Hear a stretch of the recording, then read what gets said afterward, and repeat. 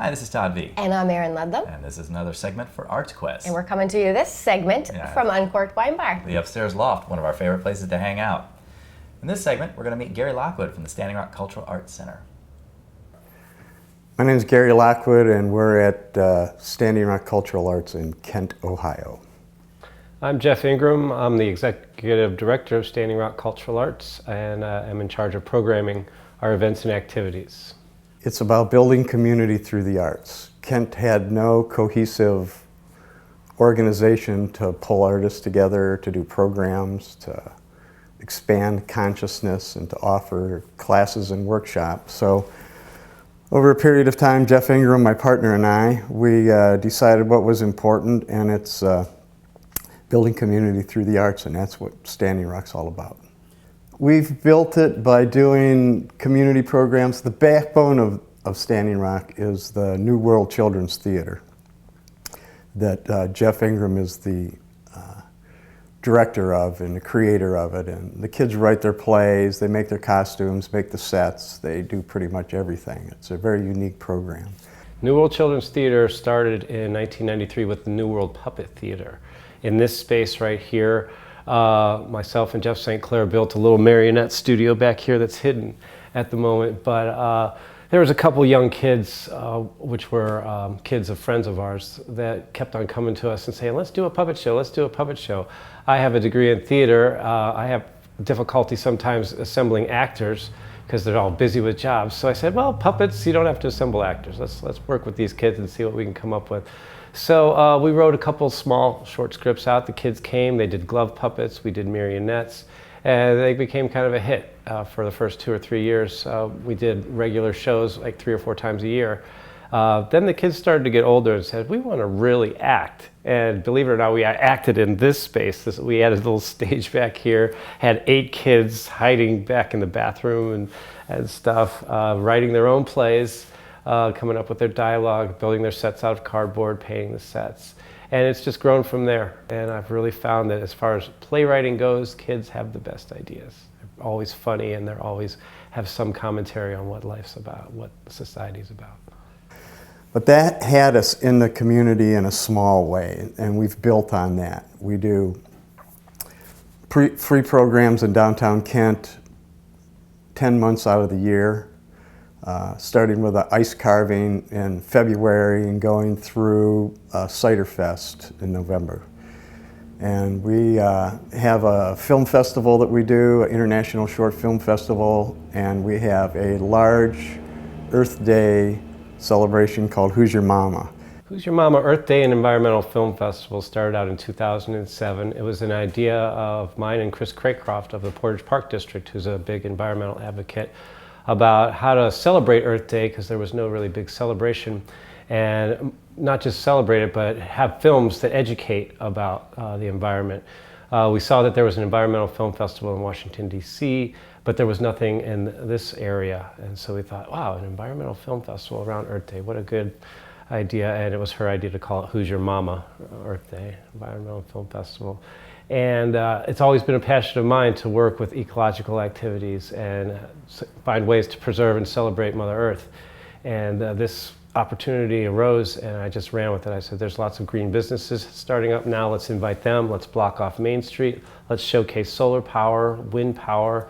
Let's see what people can do with their homes, inside their homes, on their lawns. There are so many ways to expand with protecting and preserving the environment and celebrating Mother Earth, because every day is Earth Day in my opinion. I love the planet, I love life, and I think it's worth protecting. When we started the events, we would get a handful of people that come to them.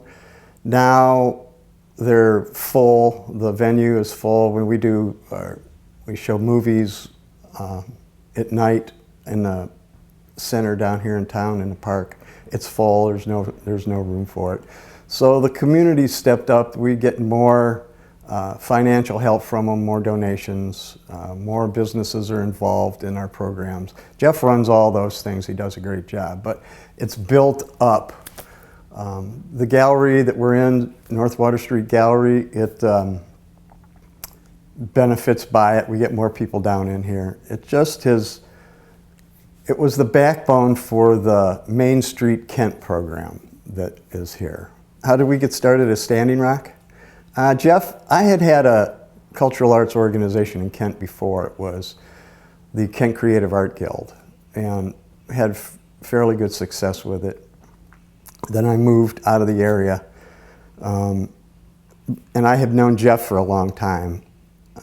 He was encouraging me whenever I was here, let's start an art organization, let's do another art organization.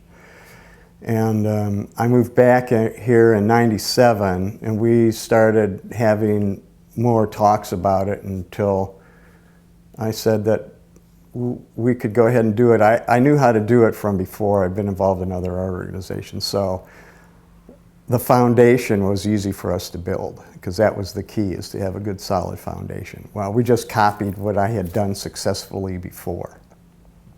And then just took the ball and ran with it from there. Decided what kind of programs we wanted to do, how we wanted to do them.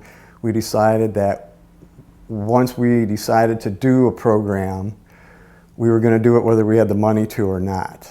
So we've more than often haven't had the money that we've needed to do the programming that we do, but because we get cooperation from artists and people in town, we're able to do them.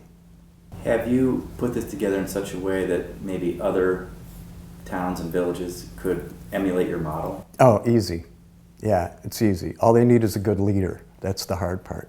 But if they have somebody who's dedicated to the art, it's a really simple format that could go in any community with some cooperation. Yeah. So it's incumbent on getting cooperation from your community. And the art community first off, because they have to be instrumental in the initial phases of it, because nobody gets paid. I mean, people don't seem to want to pay artists. They'll pay to go see movie stars, but artists in their community, they have a hard time paying. So until you get a track record, you need people to cooperate. You need artists to show their work, musicians to play music, dancers to dance, with looking to the future to know that if they get their programs established and get themselves established through an art organization, then the money comes down the road. Find a strong leader.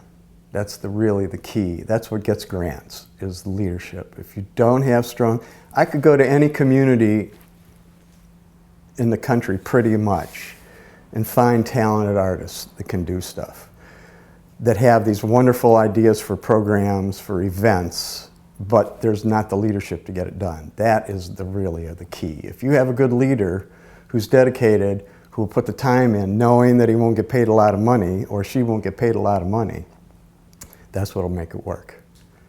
You need that kind of dedication. If people want to get involved, learn more about Standing Rock Cultural Arts, you have a website? We do. It's standingrock.net, and all the information's on there, all the contact information's on there. I'm retiring. Jeff Ingram is the executive director, and Tina Puckett is the new president. They'll be more than happy to talk to anybody about anything to do with the arts. And I'm available for consultations, and I'm going to keep my finger in the arts.